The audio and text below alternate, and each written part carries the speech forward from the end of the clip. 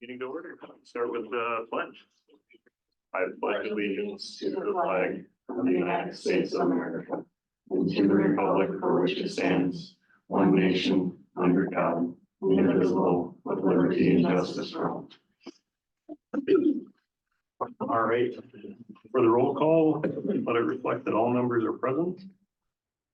And I will take an approval of the agenda. So moved. Director Bowman, Second. I'll second it. second Director Roaring. All right, any discussion on the agenda? The only thing I have is there's not really board comments for the organizational meeting, so I just want to talk through how we do the nominations and that stuff. Because I sat through a training and looked it up to make sure we're doing it right. So for each one of the four positions on here, I'll open nominations one at a time. I'll ask 3 times and then I'll close the nominations. If there's only one nomination and that member doesn't decline, so you can decline if somebody nominates you and you don't want to do that. If there's only one nomination, then they're automatically approved by acclamation. We don't have to take a vote on it. And you can nominate yourself and you can decline a nomination. The second thing is if there are 2 or more nominations, each one of those will be a roll call vote for one member at a time. So we'll do one member and you'll say aye or nay, and then do the second member and you'll do the opposite for that, depending on who you're voting for. But you only get one aye vote for each of those positions, and then vote nay for the others. That makes sense? All right. All right, so we'll go right into elections of officers. So, oh, sorry. Yes, all in favor, say aye. Aye. Opposed? All right, motion carries 6-0. Thank you. All right, now we'll go into the election of officers. So do we have any nominations for chair? Ira, I would like to nominate Ryan Hofstad for chair, please. If so willing. yep. Anybody else? Any other nominations? Any other nominations? Said you're supposed to do it 3 times, so. All right, we'll close nominations for chairperson, and it will be Director Hofstad. For vice chairperson, do we have any nominations? Director Roy, Nominate Hackett. Director Hackett. You accept? I'll accept. Okay. Any other nominations? Any other nominations? Any other nominations? All right, I will close nominations then for vice chairperson with Director Hackett. Clerk, are there nominations for clerk?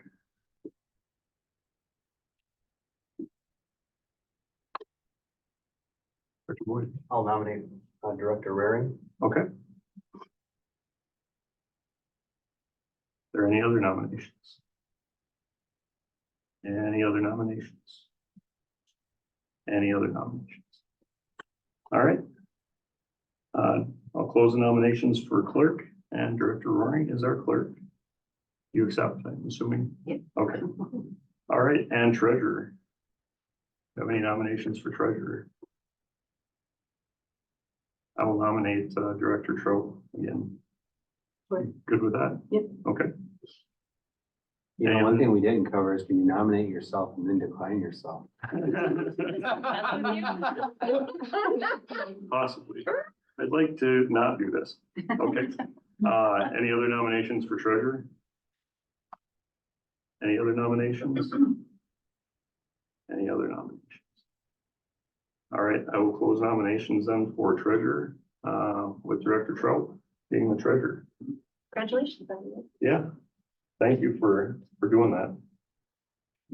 We need all those positions, and that's for sure. So next, there's gonna be a couple of these that go great, and there's a couple that are gonna go really slow, how this is written here. So for our organizational action items, setting the regular meeting time and date. I had Dr. Weirkamp push out to do the second Monday when Heidi can make it. Does anybody have any issues with the second Monday? Do that. Okay, so the 2 dates that we can't do it on that Monday is in March. So the proposal is to do it Thursday, March 14th instead of the 11th.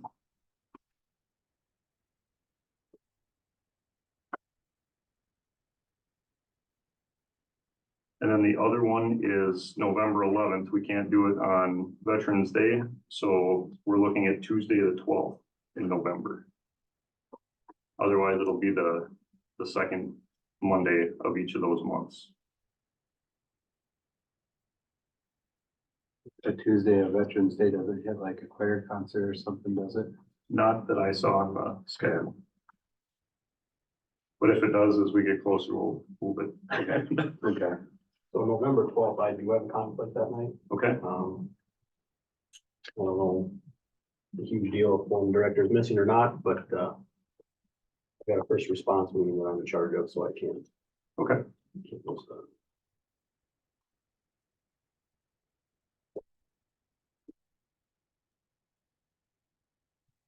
Thursday look like.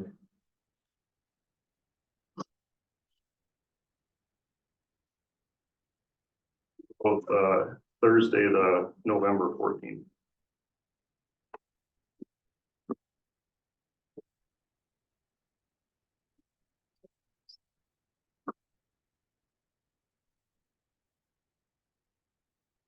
And they're all at 6. What's that? What'd you say? I'm at 6 like normal. Yep. That works.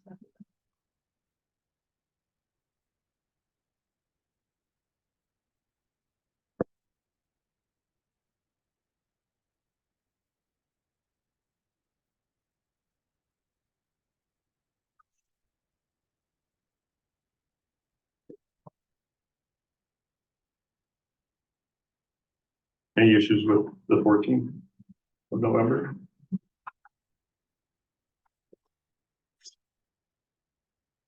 All right, so to make this easier, I'm gonna read these off and make the motion. So setting our regular meeting date and time, I'm gonna make a motion that our regular meeting time is at 6 p.m. And the 2024 dates are for January 8th, February 12th, March 14th, April 8th, May 13th, June 10th, July 8th, August 12th, September 9th, October 14th, November 14th, and December 9th for all of our regular meeting dates. Second. Second by Director Bauman. Any other discussion on that? All right, all in favor, say aye. Aye. Opposed? Motion carries. All right, setting of compensation for directors. So current compensation is $2,500 a year per board member. The chairperson received an additional $500 per year stipend. Half the amount will be given in June of 2024 and January of 2025 for this year. We have to change those dates.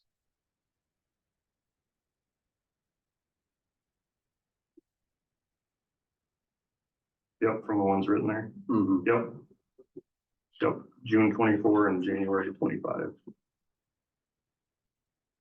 I know there's that policy. What does the policy state now that school board members can't get paid at all, right? So it doesn't, that policy excludes what you get for board pay. Okay.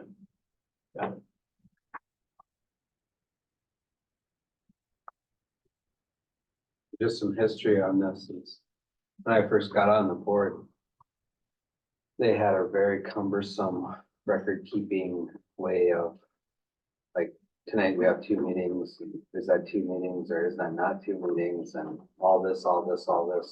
So at some point, we figured it was costing almost as much to figure it out as it was to, so that's why we went to this just, there it is, so. Yeah, it used to be $50 a meeting and then you had to like sign in as you came to each meeting or each negotiation and it was terrible for them too. So, does anyone want to make a motion on the compensation? I'll move it for discussion. Okay. Director Hackett?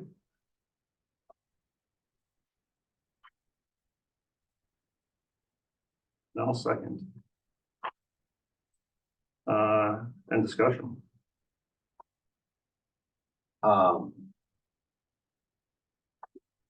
See, I think this is would be a discussion to be made if it was like your last year on, but to be real honest, I don't know if it's a fair compensation for the work that gets done. The longer I'm on here, the more I feel that way. I don't personally feel like I need to get paid, but if we're gonna continue to have quality people in the district want to run for this, it shouldn't be a medial. And I'm not saying that we need to move it up, but it's just something to keep in your mind that, you know. I don't know, then I think about it, most people that are here because of the kids. They're here because of the district and they don't care about the compensation, so that is the last thing we want is somebody just wants to be on the board because it pays so doggone good, you know? But, you know, just, the longer I'm on it, the more I wonder about, just about what that number should be, so. Yep. I'm okay with it where it's at, so. Yeah, I agree. Just from my perspective too, I thought about, so for policy committee, right? You spend 2 extra hours every month going over the policies and 4 extra hours in the meeting going through it and doing that stuff. You know, should that be compensated more, or who goes to Mid-State and spends an extra 2 hours a month going there and back and spending the time at those meetings? So, but like you said, I keep coming back to, well, what is it? Does it really matter that much to get that extra $200 or something in a year? I don't think so. I just, Oh, sorry. I just hope it's not what stops somebody from being, somebody who could be a good board member to be there, that's. I like to your point, because I think policy and Mid-State are the two, I mean, finance committee we meet, but it's not as long as policy and we're not doing the background work that policy is. So that could be something to look at for future to who's serving on those committees. You notice the people that usually are on policy kind of geek out at it too. And you guys, it's a lot of extra work. It is. It is. Anything? Okay. So the motion is for the current compensation of $2,500 a year and the chairperson receives an additional $500 a year stipend. We have a motion and a second. All in favor, say aye. Aye. Aye. Opposed? All right, motion carries 6-0. All right, naming of official depositories for district funds. So Heidi Hagen, Pine Country Bank, Minnesota School District Liquid Asset Fund, and Minnesota Trust PMA as official depositories for Royalton District funds. To update the authorized signers on the district's official depository accounts, certificates of deposit will be continuing with the board chair, the treasurer, and the clerk being the same, effective January 8th, 2024. And as authorized signers on behalf of the school district effective January 8th, 2024, and removing Scott Marine, the former business manager, and adding Heidi Hagen, the current business manager, to be authorized signers on behalf of the district. So I will take a motion to approve Heidi Hagen to be the official depositories for district funds. So moved. By Director Hackett, second by Director Roaring. Any discussion? Means we all have to go to the bank and sign again anyway, though. All right, all in favor, say aye. Aye. Opposed? All right, motion carries 6-0. Investment of funds. So Heidi Hagan, business manager, to invest funds on behalf of the Royalton School District. So I will take a motion to approve Heidi Hagan, business manager, investment funds, So moved. by Director Bauman. Second? I'll second that. Any discussion on that one? All right, all in favor, say aye. Aye. Aye. Opposed? All right, motion carries 6-0. Annual delegation of authority to make electronic fund transfers. The auditor requires the board to designate someone to make electronic fund transfers. The business manager has been assigned to do this in the past. So to delegate authority to make electronic fund transfers to Heidi Hagan, business manager. Does anybody want to make that motion? Mr. Chairman, go ahead. I'll second. All right, Director Bauman, second by Director Hackett. All right, any discussion on that one? All in favor, say aye. Aye. Aye. Opposed? Motion carries 6-0. Naming of official newspaper, to name the Morrison County Record as the official newspaper. I'll take a motion to do that. Mr. Chairman, I'd like to move that the McRecord be the official newspaper. Awesome, thank you. Director Hackett, second. Second. By Director Bauman. All right, any discussion on that? All in favor, say aye. Aye. Opposed? All right, motion carries 6-0. All right, we're getting close here.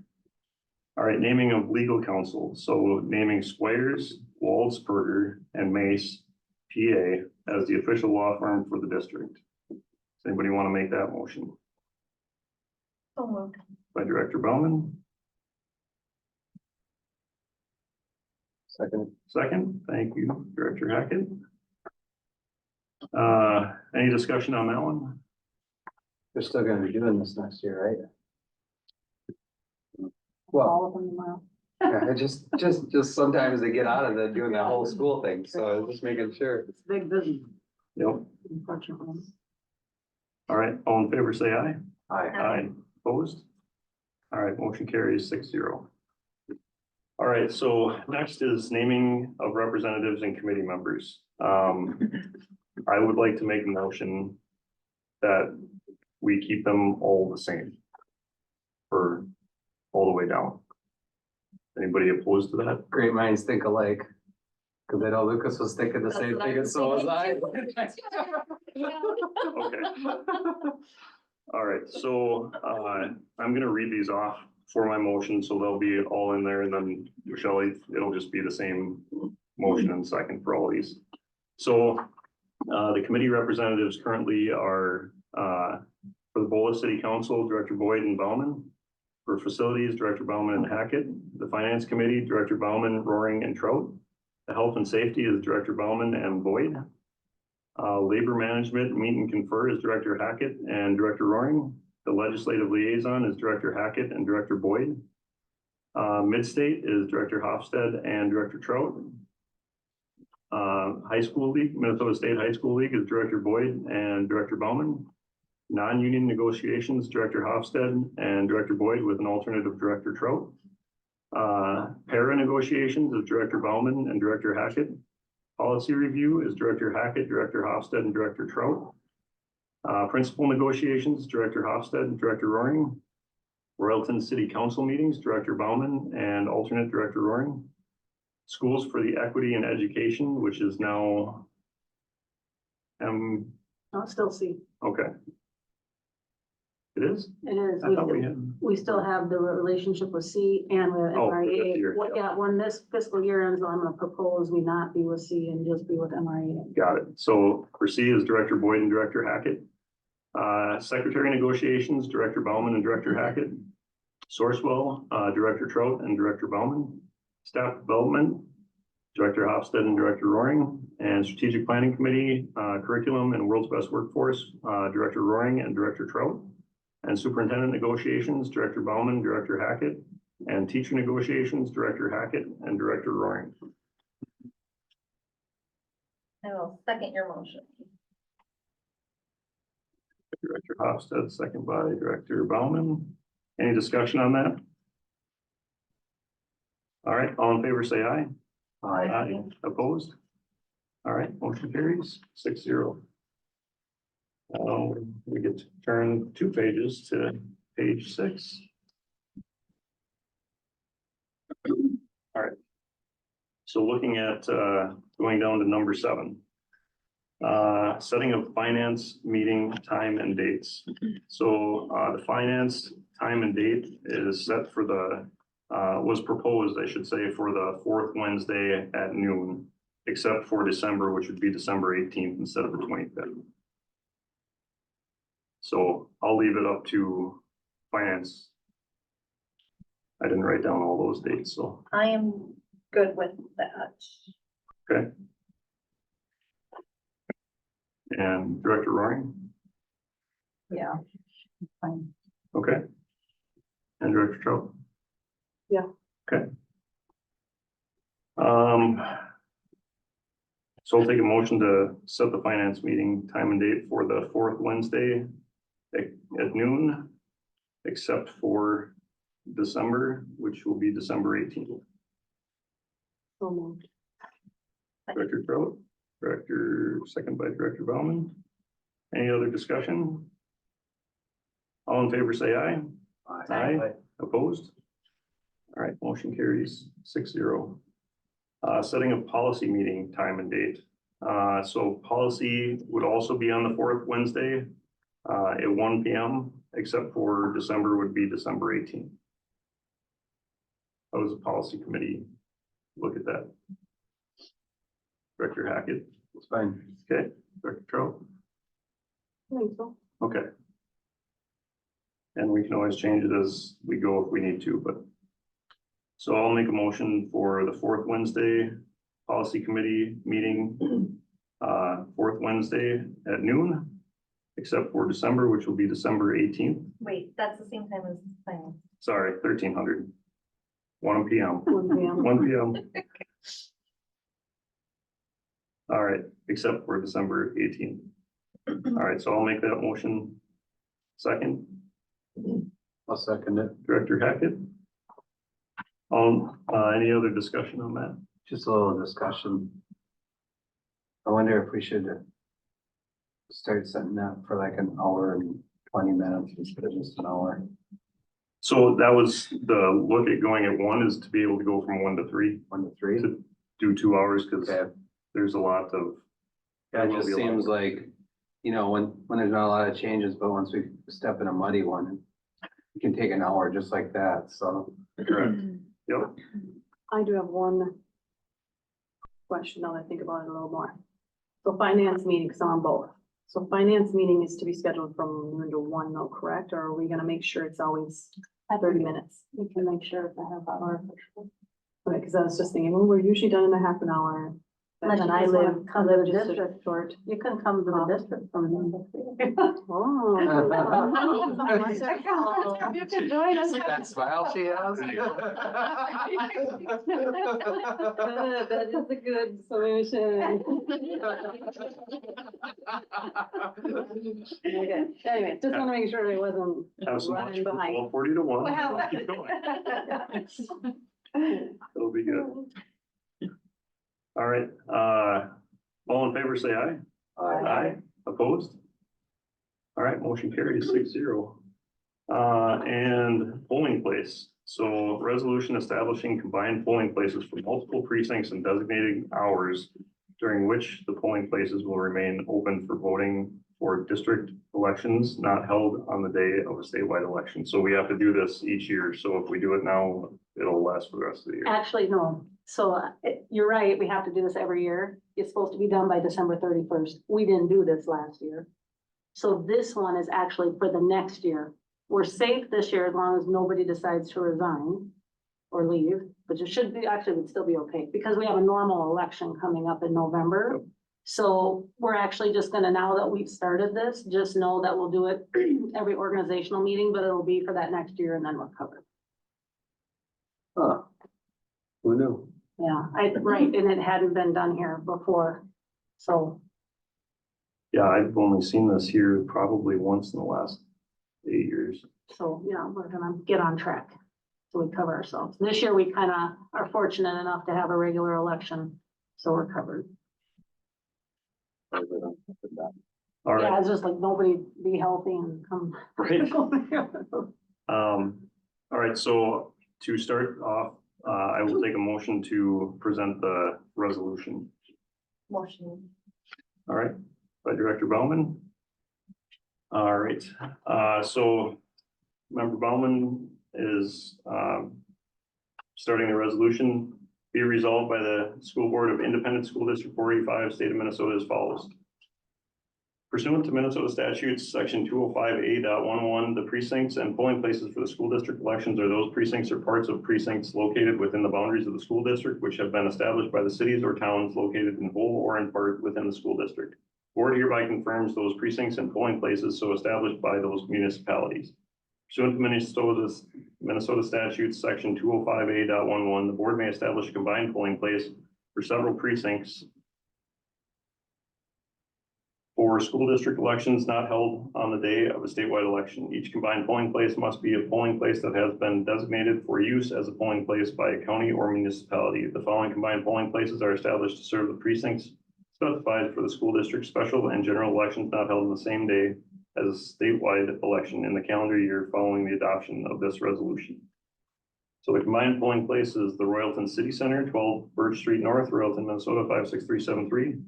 This combined polling place serves all territory in Independent School District number 485, located in Bellevue Township, Buckland Township, Morrill Township, Swan River Township, Two Rivers Township, Morrison County, Minnesota, Graham Township, Langola Township, Benton County, Minnesota, Rockaway Township, Stearns County, Minnesota, City of Royalton, and City of Bolus, Morrison County, Minnesota. Pursuant to Minnesota statutes 205A.09, the polling places will remain open for voting for school district elections not held on the same day as a statewide election between the hours of 7:00 a.m. and 8:00 p.m. The clerk is directed to file a certified copy of this resolution with the county auditors of each of the counties in which the school district is located, in whole or in part, within 30 days after its adoption.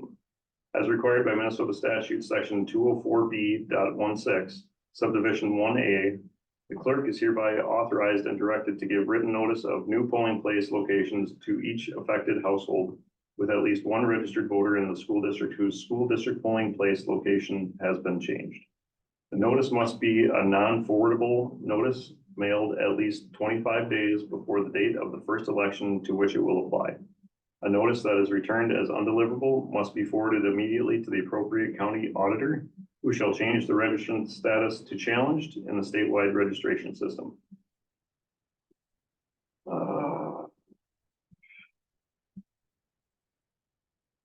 All right, that is the resolution. Can I get a second for the resolution? I'll second it. By Director Hackett. All right, and I'll have the clerk do a roll call vote. Dr. Bowman, Aye. Dr. Hoffman, Aye. Dr. Hackett, Aye. Dr. Boyd, Aye. Dr. Roy, aye, Mr. Trout, Bye. All right. And none against, so our resolution carries 6-0. Thank you for that. Now read it backwards. All Motion to adjourn. right, we'll do adjourn by direct at 6:30 by Director Bowman, I'll second it. second by Director Hackett. All in favor, say aye. Aye. Aye. Opposed? All right. Motion carries 6-0. Adjournment of the organizational meeting. I feel so organized. I don't know what you guys. Yep, that was good. Feel so organized. All right, and I'm assuming you have a copy of this. Okay, perfect. That one. I didn't have one. Last year we didn't do that, the lines in that, so I. Yep. We'll just sign them. Yeah, so we should make one same way that we do for the donations one Okay, and just have it just I like can do that that, yeah. and sign, and then she can okay, you can file that for them. I was holding these out. It was good. Yeah, one tonight. Yep. We'll have to file them within 30 days. Yep. Okay, okay, got it. Let's use.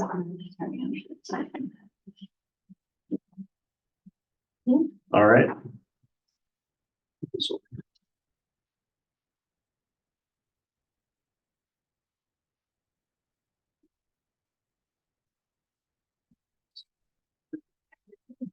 Maybe I need to switch body off.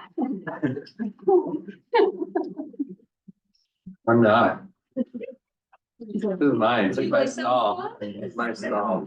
Camera don't hardly see me, it's great. You could just like. We'll be ready to continue on.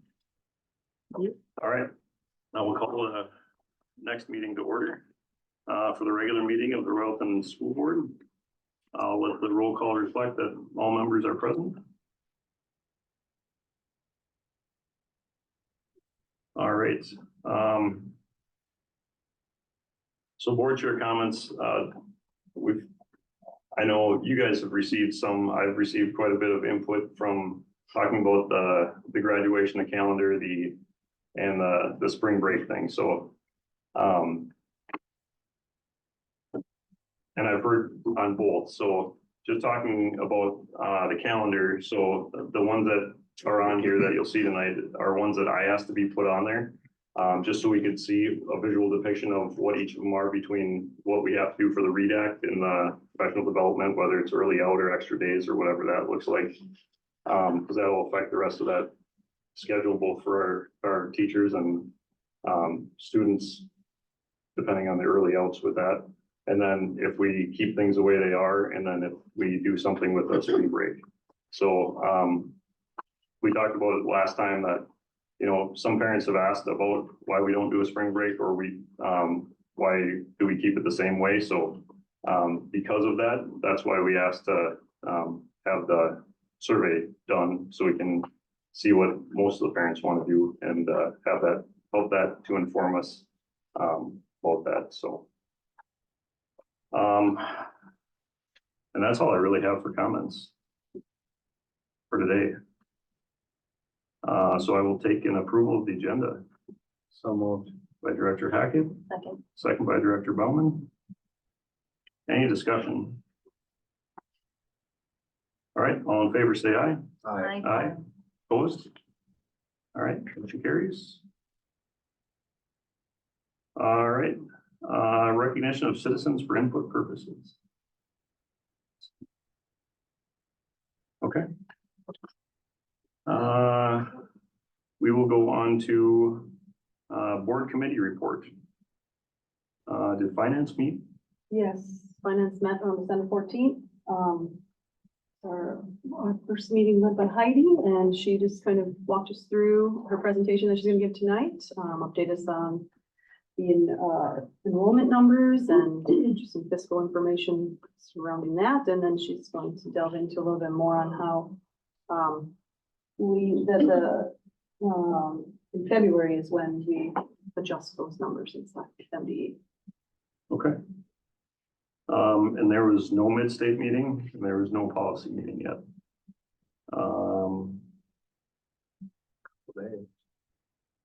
Yeah. Yeah. Any other committees? Okay. Superintendent report. So I'll be brief. Kids are back in school. That's good. Everything's running pretty smoothly. Just let everybody, give everyone an update that the door access server is in place and all panels have been installed. We did initially have issues with our fobs, but we were able to get them replaced, some of them replaced. We do have the elementary now alarmed, and it's configured to our auto alarm and turn off. And also our middle school, high school building security alarm will get configured this week. The exterior doors at the elementary are already rekeyed. And once we make sure we have all the bugs worked out of this building with the server, then we'll go ahead and rekey the outside of these buildings. So let you know that a long time to get them here, but they're here and we're moving forward. So, and we had both systems running kind of at the same time to make sure we didn't have any budgets. Thank you, David and Tony, for making that work for us. Absolutely. That was a pain. Yeah, and it was a lot of follow-up to get them here. So that's all I have. All right, any questions for the superintendent? All right, we will move to the business manager report. Thank you. Good evening, Chairman, Director Hofstad, board members, Dr. Christine Merkamp Herman. This is the finance update for January, because we're in January and at that board meeting tonight, the information that we're looking at is for the month end of November. Enrollment is always an important aspect of our finances, because that is the majority of the revenue we receive based on the students that we serve here in the district.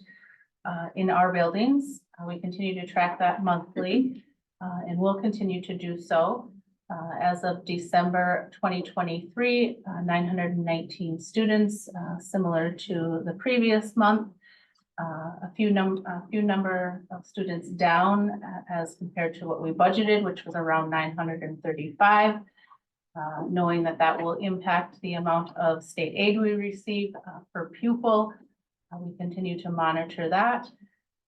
We expect that numbers will remain consistent going forward, and working to review current fiscal year 24 with all budget managers. With a recommendation to consider a revision going forward, which will take into account current student enrollment. Let's see, I think that's about it there. I did try to create this PowerPoint presentation to be not so little. It does include a lot of information in a small space, and so this is as good as I can get it. I can reformat how I present going forward, if that's something that the group would like to see. At our finance committee meeting in December, it was decided that this was okay for tonight's meeting.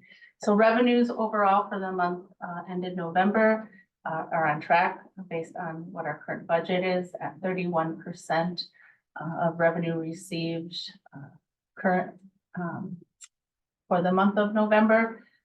We track based on percentage because it allows us a comparison from previous years. Although our budget numbers change, that percentage year over year should remain consistent, barring any extenuating circumstances. So on track with revenues as month ended November. Same for expenditures, again, tracking based on a percentage of the budget at 34%, and as compared to previous years on track as well. That is it. Any questions? Maybe that's not a question for you, but wasn't there a couple bills that were introduced or going to be introduced to help with these? You got on board? ADM? Declining enrollment. There is a revenue stream right now for declining enrollment, but I don't know that we would It's get not much enough. up. No, Okay, very small, and I don't even know if we would qualify for any of it. And it's based on previous years enrollment. And so if we received it, I can't speak to whether or not we're receiving it this year. I could find out by looking at some reports. But if our enrollment last year was less in the previous year, then we would receive declining enrollment in this fiscal year. And so if next year, fiscal year 25, our enrollment this year was less than in 23, we would receive declining enrollment. And there's a per pupil calculation. Certainly not a large sum amount, but there is some funding for declining enrollment. okay. Please reach out to me if you want additional details, or I can bring that back to the finance committee as well. So. Thank you. Well, All right, next is the consent agenda approval. So the board is consenting to approve items listed below as presented at one time. At any point, a director can pull an item off the consent agenda for further discussion. So on the consent agenda is the approval of the Truth and Taxation meeting minutes from 11 December 23. Approval of the regular board meeting minutes from 11 December 23. The claims, accounts, and financials, to approve the accounts payable and receivables and employee reimbursements as attached, and approve the financial reports as presented there. Motion to approve. Motion by Director Bauman, second by Director Roaring. Is there any discussion on any of these?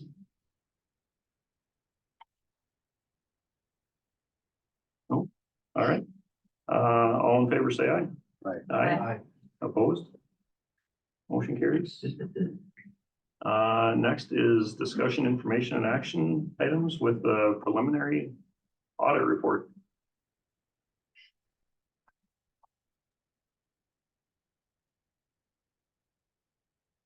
Good evening. My name is Tracy Bergman, and I am from Brady Martz and Associates, and I'm going to present your audit report to you this evening. I do believe you should have received a copy. I am going to share my screen.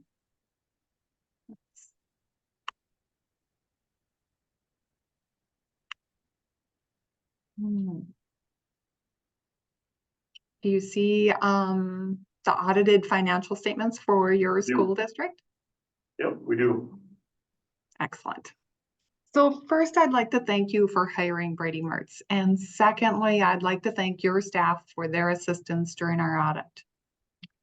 On page 6 is the independent auditor's report.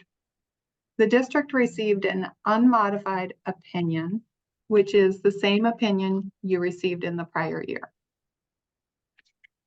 In our opinion, the financial statements present fairly in all material respects, the financial position and the changes in financial position in accordance with generally accepted accounting principles. On page 15,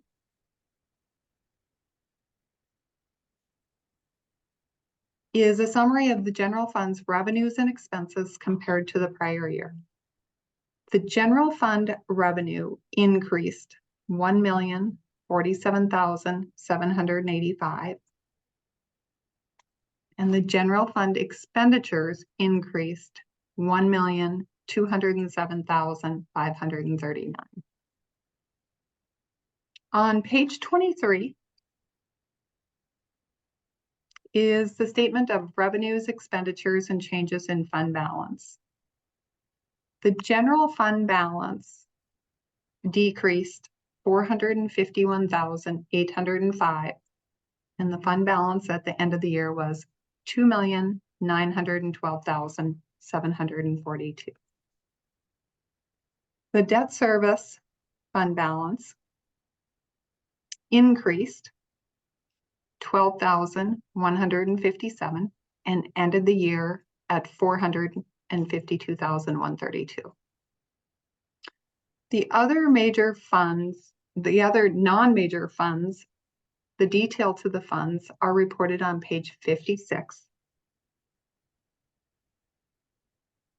The food service fund balance decreased $36,059 and ended the year with a fund balance of $138,423. The community service fund balance increased $33,152 and ended the year with a fund balance of $374,207. On page 57 is the schedule of changes in fund balance. And we'll review the UFAR's balance at the end of the year for the general fund. The non-spendable ended the year at $244,627. Student activities ended the year at $221,054. Scholarships ended the year at $34,544. Staff development ended the year at 0. Operating capital ended the year at $145,543.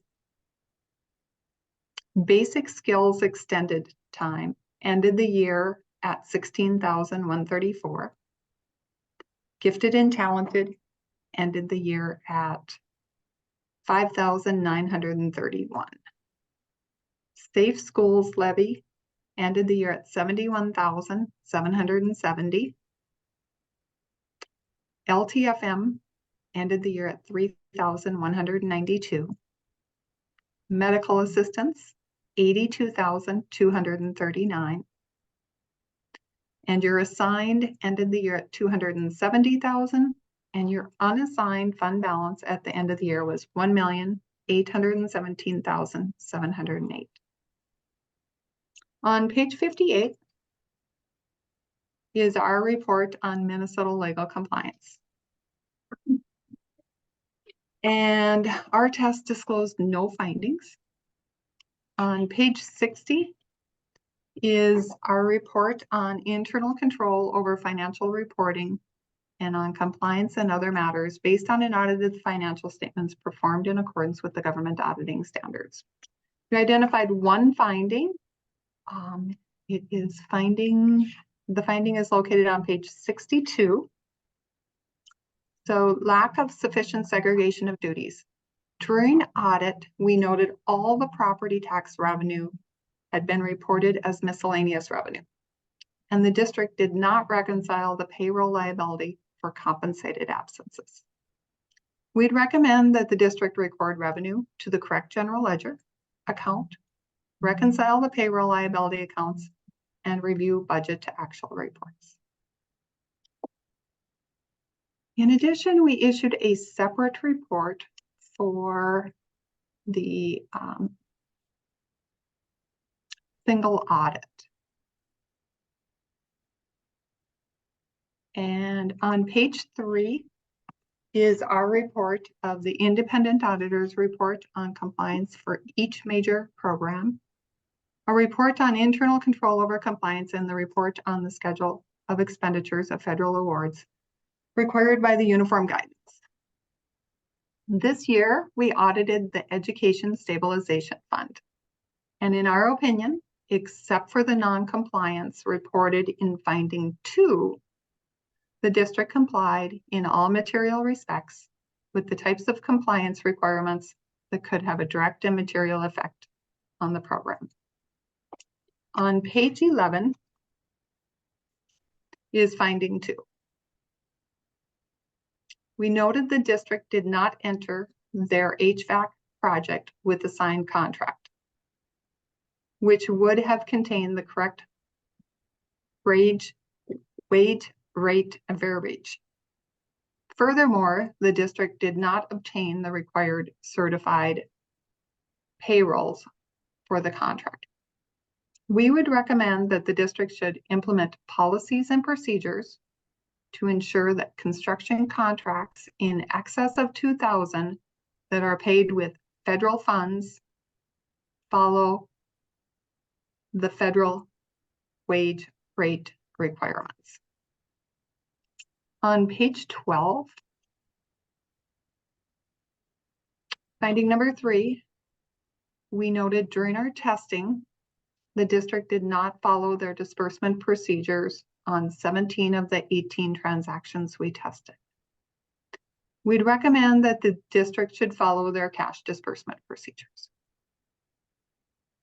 And we issued a separate letter,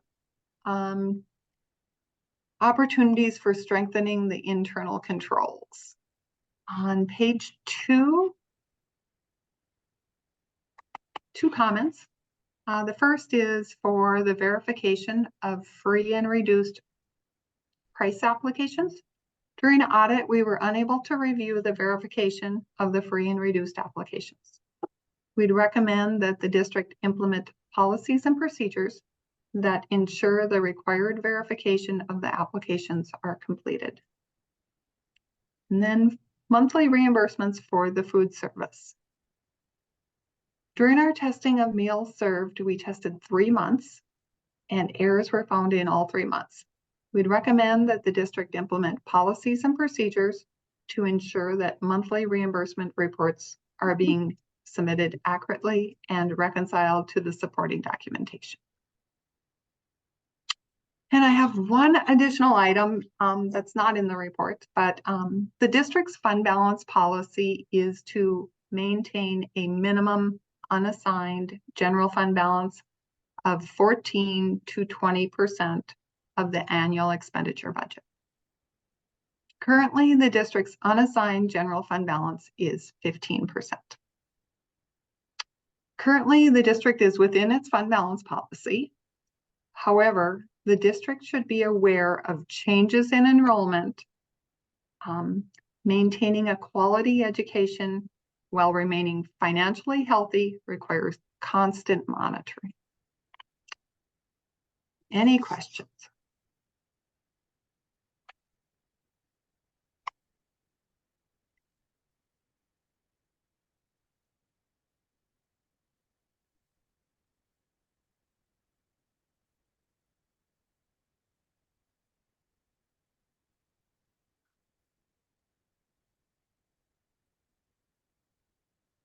Anything from the group? I still have to digest it a little bit more. So, Well, the one that kind of gets me is the free and reduced lunch. We have that process already in place.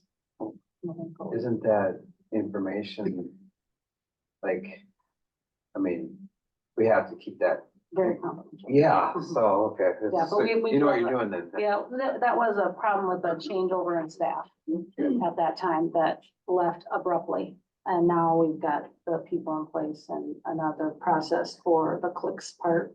Yep. With Heidi here doing a secondary look. So we've got those procedures in place. so that was updated because that free and reduced that we were looking at was from October of 22.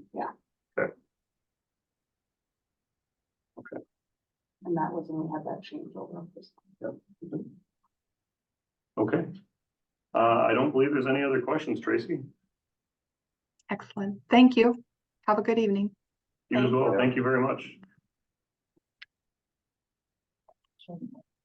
Yeah. Probably more for Christine, but so with the findings, do we have procedures or policies either already, like you said, that one's already in place, or are we developing any? So the one we are developing is we'll be training more than either, I have a person in mind, I just gotta make sure the skill set fits what I need them to do. Okay. To enter in the information from food service in the clicks, and then Heidi will be the secondary look on, so we shouldn't have that issue in the future. We already have that free and reduced process in place. Michelle's doing a very nice job of handling that for us and doing the verifications as we should have. So those I feel very confident about. Perfect. So we're on top of. Yeah, Where on everything. top of those. And I can tell you, we probably won't have that kind of federal funds ever again, at least in the near future, to do a big project like that, so we're not too worried about those. Right. We won't likely have a single audit again. Yeah. So this will prepare our last year for that. Can you explain what that issue was? I didn't quite follow her on that one. Just Like what the problem was. the HVAC company, didn't do the, pay their, what was it, wage? Prevailing. Prevailing wage. Yeah. It saved the district money. But since there was, And with state money, Well- we never worry about it, so our districts never had to deal with it until federal funds come. So the HVAC company that was hired didn't pay their employees correctly? Pay according to prevailing wage. law. Right. we didn't have them bidded to prevailing wage, I suppose is the thing. Did we pay the prevailing wage amount and then they just didn't pay the employees or? They paid their employees to work, they just But didn't not, follow that guideline. right. So did they bid it, I guess would be the question, to the prevailing wage amount? Like, I would did we guess pay the not. higher No, amount? I Or they didn't. just, No, they didn't. Would we have So, known that? We didn't catch it because we've not had to deal with federal funds like this. Oh, So would Tony we didn't have? catch it, but, Oh, would we have caught it? Like, well, now we know, now everybody involved knows if we get that kind of federal money again, we have to do that. you have to like, yeah. Yeah, they're- they have to require that. Okay. It's a completely separate set of rules. That's Right. interesting. I've not heard that. And we won't, little districts, small districts like ours generally never run into this, so it's not really as uncommon as one might think to not know that. We probably won't get money again, but. Right. So. Once again, we get hit on non-segregation of duties. Yeah, and I don't know. Will we ever get away from that? I mean, that's just a part of being a small district, right?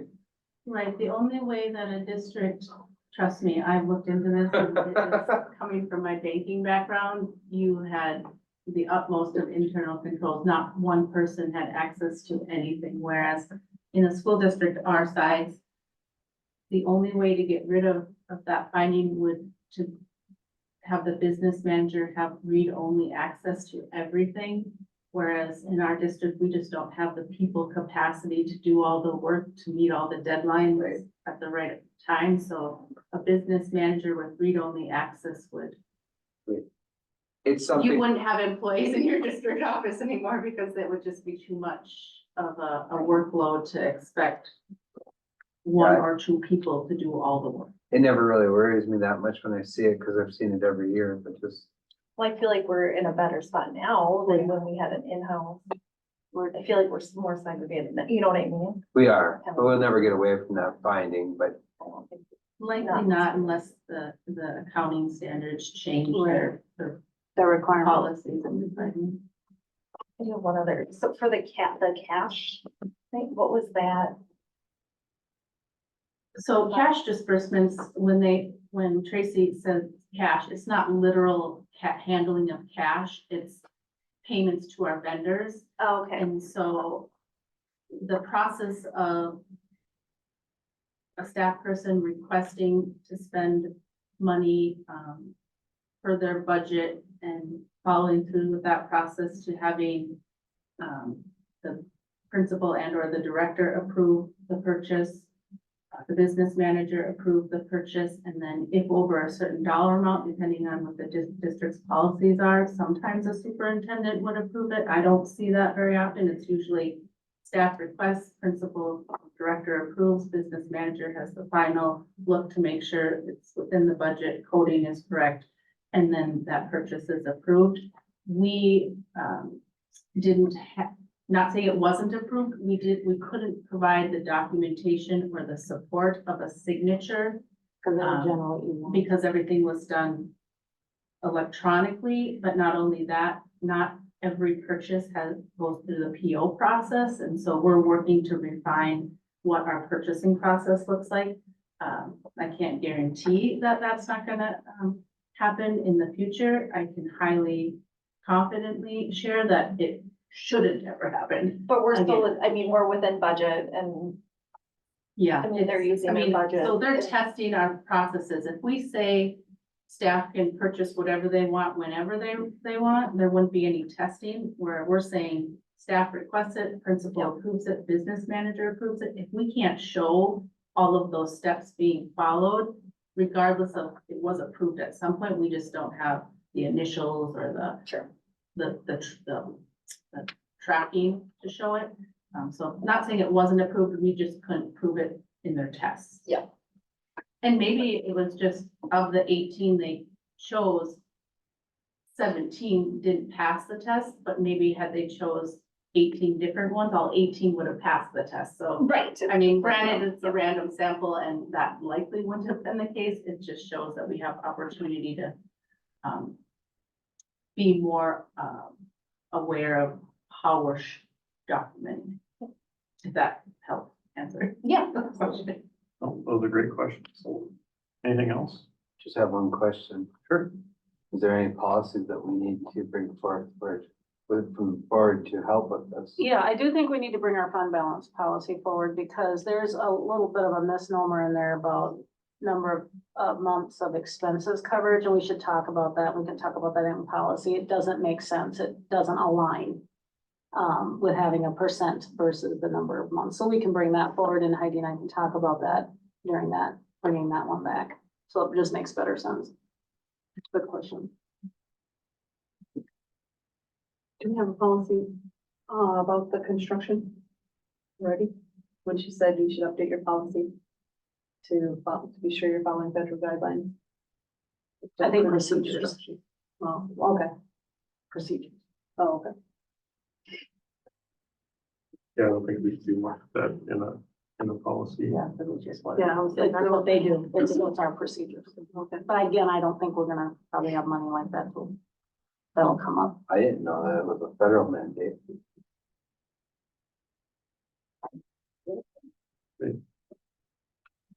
All right, thank you, Heidi. Calendar discussion.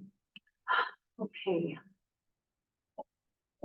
So I'll have the principals, assistant principal, soon to be support as we walk through that. So we have met with our calendar committee, which consists of 2 elementary teachers and 2 high school, middle school teachers. And we'll just start going through this slide and we'll talk through it. So I give you a quick update on the READ Act. What I've dated in there are the deadlines for who has to be trained in the science of teaching reading.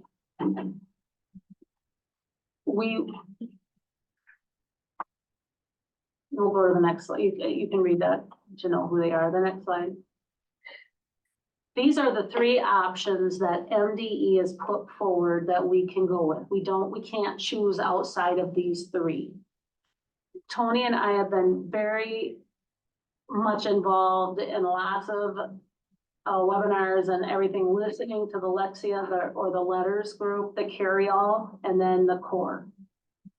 We've talked about it with all the elementary teachers as well.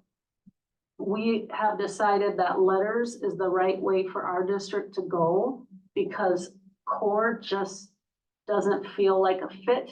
They're out of California. Just in their presentation, it just didn't feel like a good fit for us. Carry is way too prescriptive. I'm fearing that our calendar can't accommodate their requirements.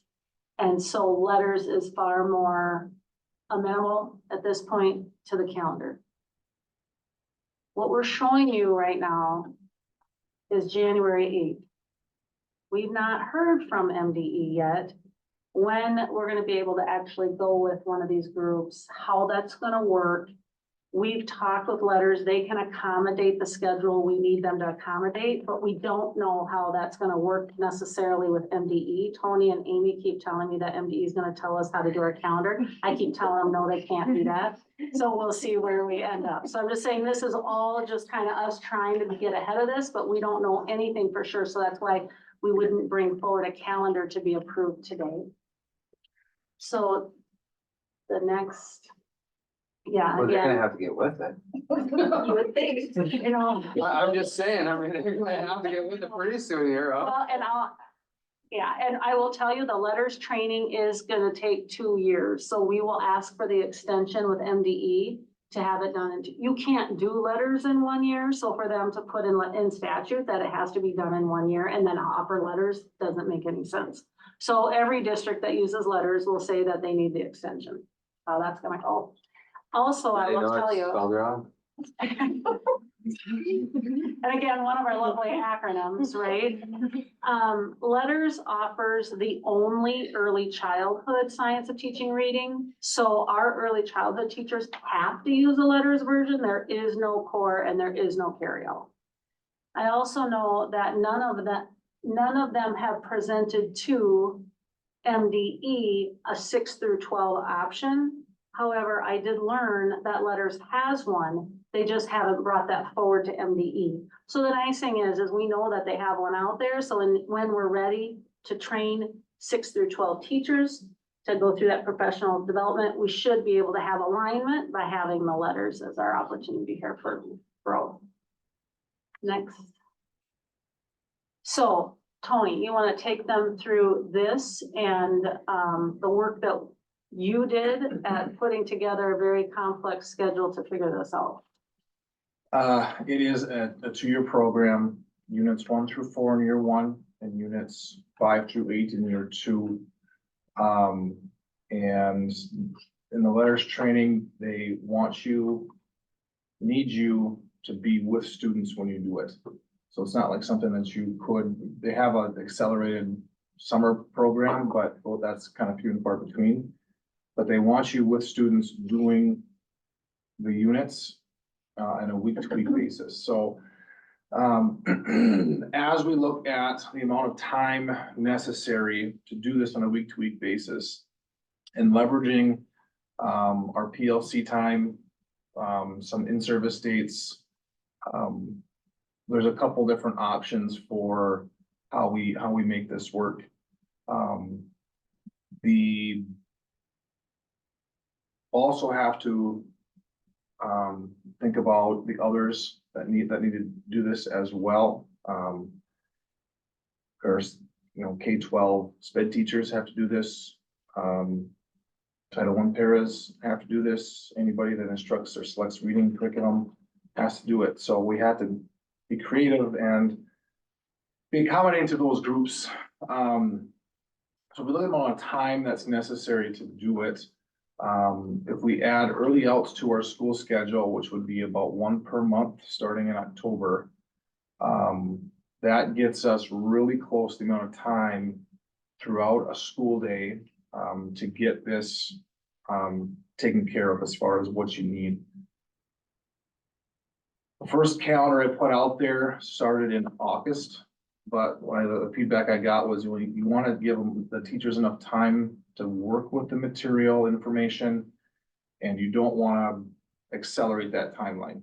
So if you could stretch out units 1 and 2 a little bit to get people's feet wet, to understand what they're supposed to be doing, how they're supposed to be applying it to their teaching, that's better. So I had started the first week of learning, the first full week of September moving forward, and the amount of PLC time and an early out would suffice in that unit 1, unit 2, same story, 10 weeks, 11 weeks gets us to February in-service date. And then we've got a little bit shorter of a time period between units 3 and units 4, both 7 weeks to get us through the end of the school year. So the early outs help get us there quicker. So I'm gonna interject here on this. So here's the other feedback we've received from teachers. They like the early outs because they can also work together. So they have to pass letters with an 80% pass rate, or they're not certified.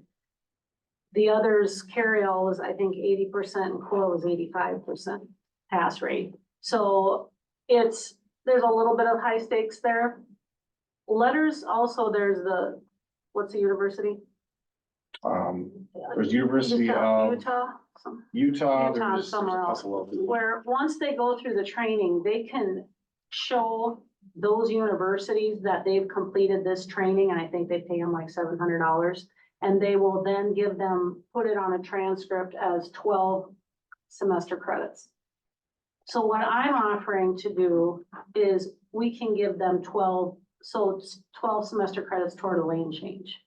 And I wouldn't be able to deny that because they've done the work with us. So what I'm offering that we do is we give 12 board credits. So that's this board approving 12 semester credits toward a lane change. And then if we have early outs, they would have no stipend. Because they're getting time in their regular day with the early outs and PD days. And they're getting credits toward lane change. Paras don't have lane changes and they have to participate in this as well. So my thought is if it's early outs, they'd get $1,000 stipend, 500 after the first 4 units, 500 after the second. With our number of paras that have to participate, that's $6,000 in fee for them. And you'd average about $1,000 to $1,200 on a lane change. Not all teachers will get a lane change from 12 semester credits, but it works toward it. And then if we didn't do early outs, they're gonna be required to do a lot of time on their own outside of the work time. So again, that I said would be 12 board credits toward a lane change plus a $500 stipend. With the number of teachers, that would run us around $20,500. Title paras, if no early outs, I increase that to $1,500 stipend, $750 after completion of the first 4 units, and $750 after the next, and that's $9,000 for just the paras. So you're looking at almost $30,000 with no early outs and just over and above costs to teacher time. Can you explain to me what an early out looks like? That's what I was gonna say, but. Is that like an all-school dodgeball thing? or- Yeah, so why don't you talk about that? Because maybe Joel, you talk about it as how you do it with the high school too, how it will flip a day. In order to accommodate the training, in the calendar options that you will see with the early outs, we have scheduled, one early out 8 times during the year. That would be, students would attend school until 1:30 and we'd send them home. And then teachers and staff. So they'll run the would work buses at 1:30? Yep. So everybody eats. They go home once a month, they get off at 1:30, and then the teachers would use the rest of that day then to work together to complete the trainings and the collaboration that's required in the letters. And we put them all on Wednesdays. So what does that do for your late starts? On the C days, it would school would start on a early out Wednesday, school would start at regular time. And we'd have a modified day then that starts at 8:15 and goes right up until the time we dismiss. Thought you were gonna say they started late. Yeah, no, I tried to pack that in, but they would, so that would, in effect, 8 times during the year, what are now C days, they would actually be D days. And those D days would be the early out days. So if you have 24 C days, which is about average in a school year, 24 C days, you'd have 16 C days and 8 D days that are the early outs. So how does that affect, Caitlin, our sports? So really, there wouldn't be any effect for this fall sports, because the first one we would have would be the 16th of October roughly, and most of the junior high sports, I should say, would be done. Varsity, we'd assume that they would go at the normal practice time, so there may be some issues with the C players or people that maybe not have rides, but we could potentially work with something on giving them an option to stay after school, but there wouldn't be junior high practice, they would just go home. I think it'd be 2 for whichever basketball program goes first for junior high, and then 2 for the second one. And then in the spring, I think it was just maybe 1, depending on it, the start. I can't remember exactly where the March one was. And we would have MAP available, starting at that 1:30 time for the elementary kids. So for families who already use MAP can just use it for that additional time if they choose. And then others could opt in for those Wednesdays to accommodate. So what I can do now is take you through these calendars and just kind of show you the visual. So what we did here with poor Joel he actually had 8 calendars at one point, and then it just has been a lot of back and forth, but we included the spring break on 2 of them just because we know that discussion has come up and talking about surveys. So we thought at least we can show these calendars with one and without one, just so you can see it all in one look. So if you look at the first option, Joel, I'll let you take Yep. us through these since these are your babies. So option 1, and these calendars will look familiar to you as they look like they do for the current calendars during the year. Looks very much like this school year. Start the Tuesday after Labor Day, MEA in October, Thanksgiving and in-services in November are the same as they have been this year. The Christmas break, we would go through January 1st is on Wednesday, come back to school 2 days in January. February looks very much the same with some periodic breaks put in there, some extended long weekends in February and March. April has Easter and an in-service that is typically in March, but because of the timing of letters training, that April 11th, the purple date in April was moved due to accommodating letters. And then we'd be looking at school ending on May 30th, graduation on May 30th. Teachers come back June 2nd, kids are done on Friday, May 30th. Can I ask a question on that? I thought last year we approved graduation to switch to Thursdays, the Thursday night to avoid the memorial traffic. For this year, correct. Just for this year? Oh, I thought it was a global change. Well, so we'll talk about that, too. I'm glad you raised that question. So we, right now, for our seniors, are at 165 days, 1,020 hours. And that's for seniors, we need 1,020 hours. For K through 11, we need 165 days. We have 4 days built in for the K through 11. We don't for the seniors because the minute they graduate, they're out of the system and they don't get the advantage of those other 4 days. So moving next year, we're gonna have to move that because it's too tight, because we can't afford to not, if we have a snow day, we're out and we would lose ADM and we can't afford to do that. So that's been, we realize now that our schedule hasn't worked like it should for seniors in its current state. So right now, at 170 days is, if you, our first day of school on Tuesday, after Labor Day, we just bring our middle schoolers in. And then you have, so there's one, and then the 4 days after Memorial Day takes you right down to 165, and now we live in Minnesota, so you know you're gonna have snow, and we've had power outages, and when Blanchard Dam goes haywire, and those types of things all have the potential then to drop us below that 165 mark. When you move graduation to the 30th of May and you move it to the next weekend, one, it takes it off of Memorial Day weekend, which for 15 years people have been talking to me about. Two, is it allows the flexibility of having those 4 student days after Memorial Day to make sure that you are up above 165 days. Now, it doesn't mean they have to come here every day. The seniors won't be here all 4 days, but it means that it's on their calendar that they're here. Yeah.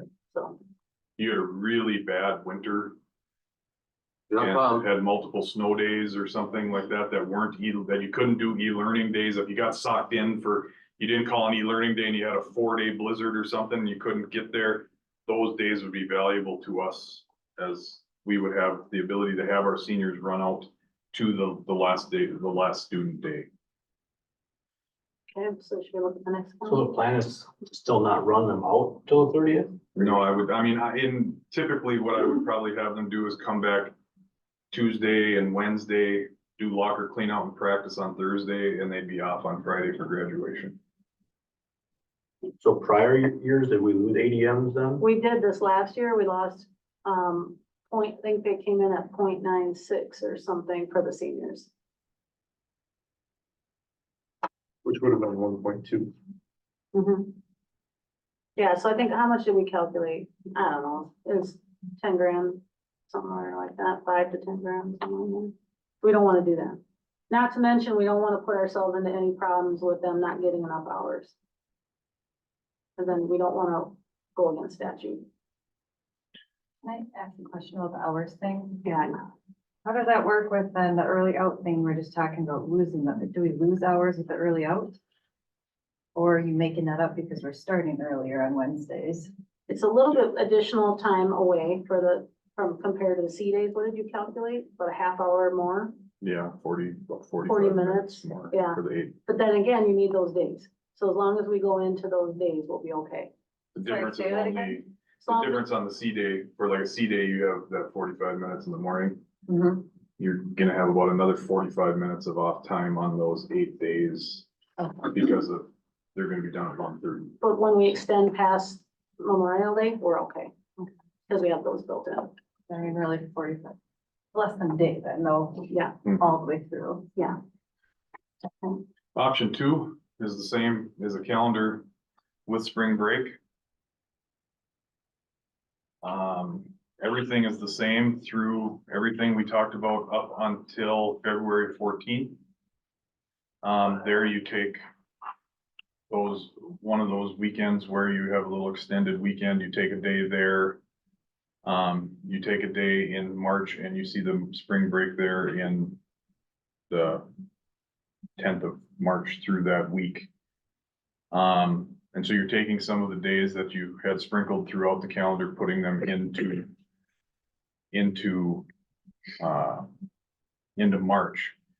The rest of the calendar looks the same, except for spring break does extend our school year out to having students attend. The last student day would be Tuesday, June 3rd. With the teachers coming back on the 4th of June for workshops. Otherwise, that calendar is everything, like I said, everything up to February is the same as the original calendar is. Those days in March that change. How was that particular week chosen? Just randomly fit there or? Well, is that no, standard? you start, if you go earlier than that, you start running into the basketball playoff, state wrestling tournament. If you go later than that, you're starting to hit into the spring sports, so it's kind of And even with this week, Yeah. it's an imperfect window and So that week would be like the first week for track and softball and baseball would be able to start their catchers and pitchers that week. That'd be the girls' state basketball tournament and be like the semifinals, finals for boys basketball.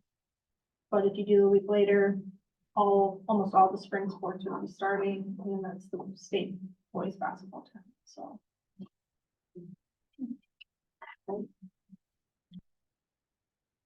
option 3 is a spring break, the same calendar as option 2. This one has the early outs in it. And the early outs are in the light blue color in the middle of those months.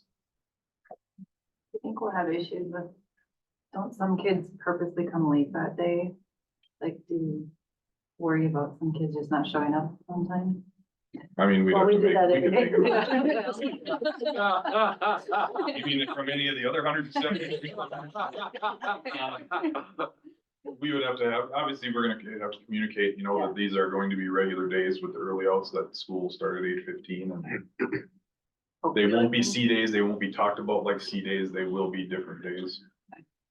So, Well, typically when we have a shorter week, like we take out the C day and there's only been a handful of times kids are like, oh, I forgot it wasn't a C day, so. And it was very helpful to have our calendar committee with us because a couple of teachers caught these days that we originally had a plan and had to move those early outs because they would have affected that whole idea of the AB days. So that was helpful to have the team there.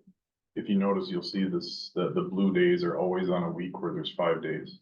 Right. That way you maintain the balance of the AB schedule. Except for October. Except because for we're doing October, the you AB. have the ABD day, ABD week, it still balances out as just 3 days. So what happens if on January 15th of 25 there, we have a snow day? We can't do that. How do we make the PD up? Well, I think we can fix that. I think we can work around that. PD. I think we can do it on, I'm hoping we can work out some option to do it online, like they'd be in like a Google Classroom together or something. Like during the Zoom. snow day. Yeah, Yeah, there's a plan for calling a PD day regardless. Yeah. So they just, utilizing PLC time, that we've already got cause we could, allocated to that type of day. yeah, cause we could call the snow day, give the kids a snow day and then make it the teacher PD day that we already have approved. Yeah. And get us And they can continuous. look a little bit further ahead. I mean, Yeah, granted- maybe we'll get. Granted, the time should be budgeted out on a week-to-week basis. You don't want to just do 5 PD days and knock out the time requirement. That doesn't help anybody because you got to do it as you do it. You got to read, you got to do the online component as you work through the information, so. And calendar 4 is the original calendar, no spring break with the early out schedule in it. And that's exactly the same as the first one. You'll notice the end date on May 30th. And the early out dates are March is a little different without the spring break in there. The early out date is the first Wednesday. Otherwise, that calendar is the same as the first one.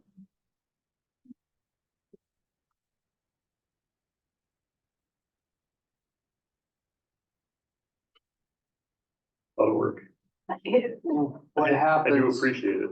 what happens in that PD, early out, whatever, gets close to like the end of a semester or, I mean, are we gonna really be asking a lot?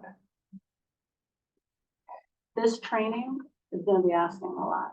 Yeah. It is gonna be. No, but I intense. mean, you know, so things get stressful, then you get to the end of the semester, or you get close to conferences and. Well, we'll schedule conferences around this, because we Okay. haven't talked about that yet. We just I just- need to get this out first. But yeah, those are See, good some questions. of the green days are close to the blue days, and I know that means conferences are on there, so I just. I'm just thinking about, you know, how do you get it all done? So, Yeah, I mean, Tony's put a ton of work into developing, you know, because the first wave of this is pre-K through 5. And Tony did I did the work on this part of the calendar, but Tony has put in the timing out the sequences of those sessions of letters and then corresponding them to in-service days and the times where they need to be live together for an extended period of time. That has been a tremendous amount of work, and there is no doubt that letters and the READ Act is going to create an increased workload for teachers in the short term. It is a heavy lift. In so being it, 25 years of education, I don't know that I recall as substantial of a lift for one single initiative that has been given to us by the state as the READ Act. so what happens to teachers that aren't hired at this time and they're still in college or? Yep, so according to the legislator that I listened to that authored this, she claims that, I didn't read that anywhere, but she claims that the post-secondary are required to put their teacher candidates through some sort of science of teaching reading in Minnesota. They can't legislate colleges outside of Minnesota. So if a student or a teacher comes to us from, let's say, Wisconsin, and they haven't had it, we will have to provide that to them in some way. Do we know how we're gonna do that? No. Do we have any answers? No. Is Sourcewell hopefully gonna have trainers? Yes. Do we know when? No. Is it required of all teachers? It's required of all, if you wanna go back, Michelle, to that slide, I can show you who is. Right, look, you can see right there.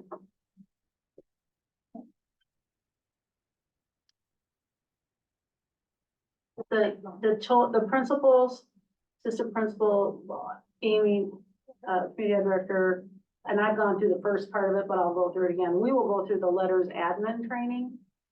Because we don't have access to students like teachers do to sit and work through, so we'll do the admin training of letters as well, so we'll have that, and it is good. It's a different language, kind of. Yeah, it's just really getting you to understand phonics, phonemic awareness, and how to work with that into comprehension and all the 5 skill sets, and how to not leave one out, make sure, what you do at kindergarten may not look like what you do at 5th grade necessarily, but you gotta understand the purpose of it, so.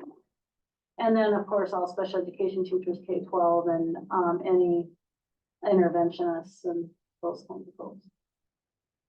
And then, So I've then never all, thought of having just a grade specific well, that, reading teacher.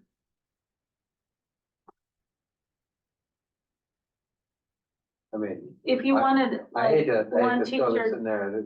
you could look at having one of your 3rd grade teachers be the reading teacher, not only be the math teacher, but the problem is according to, if they want to get a job in another district who's not doing that, they gotta have the training.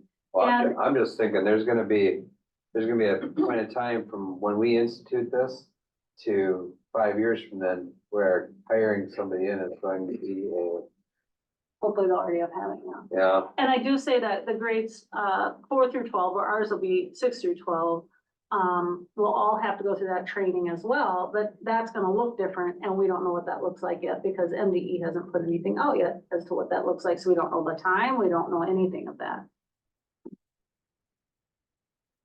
it's like shooting at a target that's moving and you're Like the blindfolded. unemployment, they didn't have any of it figured out. Right.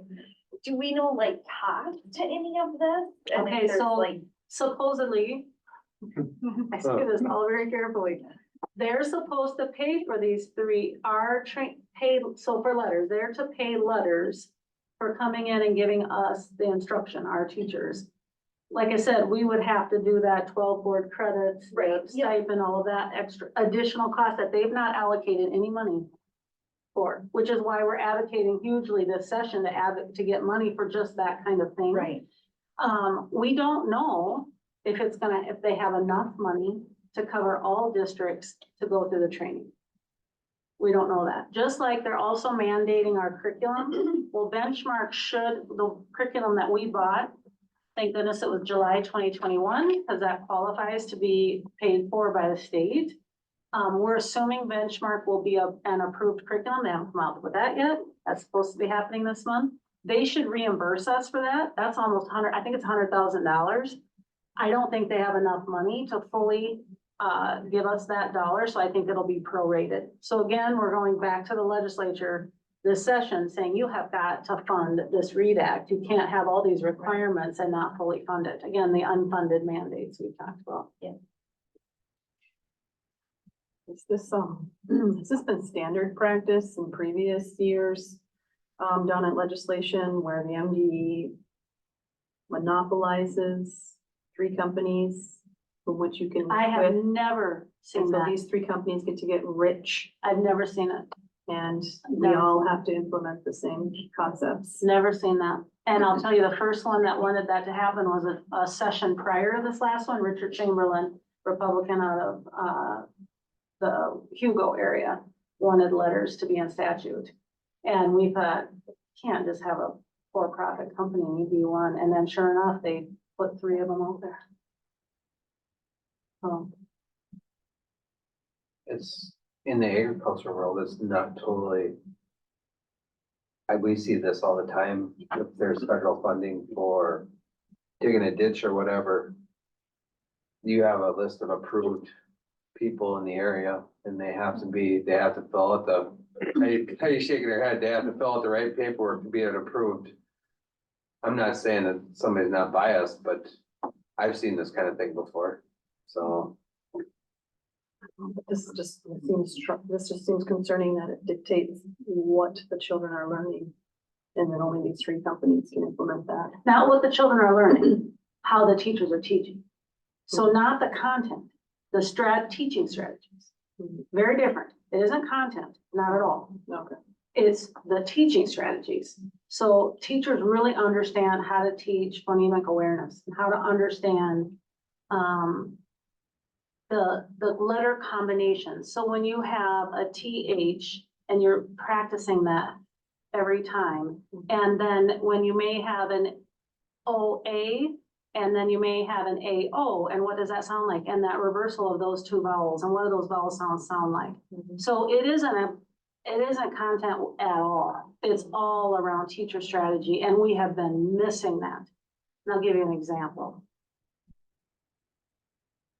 A teacher, and this was in a different state, a teacher, they had it on record. A teacher was teaching reading, and the child, they said, look at the picture, right? We looked at pictures.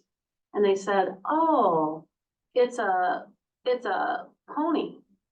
And it wasn't, it was a horse. And so they're reading this story and the teacher's like, oh, that's close enough. No, it isn't. They have to be accurate because all ponies are horses, but not all horses are ponies. And so that's the kind of thing of that whole word instruction that we're gotta move away from, because that whole idea is not how the brain works. And that's what they found out, is the person that was pushing that whole word instruction back in like the 80s didn't have the scientific background to understand reading to know that that doesn't work. That's not how the brain actually works when it learns how to read. And so this is going to give the teachers the tools and strategies they need in order to be successful at helping our children learn to read. And there are big time people on both sides of that reading dilemma that argue. And I worked with a lady, she's awesome. She's one of my mentor teachers actually years ago, long time ago, 15 years ago. And she was big time into whole word instruction. Well, luckily she taught the upper levels. And so that helped her. I mean, she was okay, because if she was teaching those low level beginning learners, I don't know that her reading instruction would have been what they needed. So, yeah. So what happens to the district if a teacher doesn't achieve the 80%? I don't know.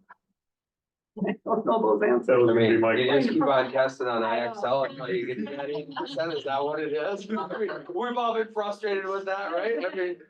And hopefully, you know, this will be such an opportunity for them to work together in their PLCs through this work and learn from each other, that I'm hoping it isn't. We don't want to design it as an I gotcha. It's got to be all about supportive and that everybody's learning, and then they're practicing with students and they're seeing what's working and what isn't, and then you go back and talk and work together. Any possibility some of this is intuitive from the way you were taught to read if you're over 30? I mean, it Now, our sounds teachers similar. are over 30. I mean, like, And I learned how to unfortunately, sound out letters but- in kindergarten. Yeah, but it's different when you're actually teaching a group of children. Just because you know, we hear that all the time, well, I went to school, it can't be that hard. Okay. Let's have you come on and teach those 25 first graders how to read. You know, so no, it is more complex. Well, all the 25 are gonna learn a little bit different, so you gotta Exactly. find a rudimentary way to. Well, and the groupings and, Yeah. Question about the credit part of it, yeah. the board credit. Mhm. I'm assuming that's not like official college credits for this course, So or this- is it? Yeah, so, great question. So what would happen is if we didn't offer board credits, they could go and pay, like I said, I think it's $600-700 or something like that. And the college will give them a transcript that shows it's because they took it and it's college credit. We're gonna give them the lane change. What this does is they don't have to pay the $700. We're giving them a board credit. Now, can we guarantee when they leave here, and like, say they quit Royalton and went to Little Falls, would Little Falls honor that? I don't know. But we are, so the nice thing, it might help them to stay with us because, So they could do this course with you, take a certificate to a college, pay the money and get college credit. yeah, on a transcript. They would just be, here's $600. So in theory, they could take it with them. Correct. But if they don't do that, they're gonna stay here, okay? Maybe, I mean, I don't know. Some districts may accept this because everybody's gonna be doing this training. So it's very possible that this will just, So you said then the youngins are supposed to be doing this at the college level before they graduate? Is that what you said for? according to that legislator on the webinar that I participated in, she stated that the Minnesota post-secondary education institutions are required to have their teacher candidates go through the science of teaching reading. I don't know, that could be core, that could be whatever. I was gonna say, in 2 years, you could have 2 sessions of letters done, and then you hire somebody in that's got 2 years of core. Right, and it should all be good, you know, they should know how to, these are all vetted, I would assume, through NDE, or how would they have? So do we have to then verify those transcripts, like when they come to us, to prove that they've got it done, or we just assume it's done? I don't think the college would give them the actual formal transcript if they haven't had proof that they've completed that.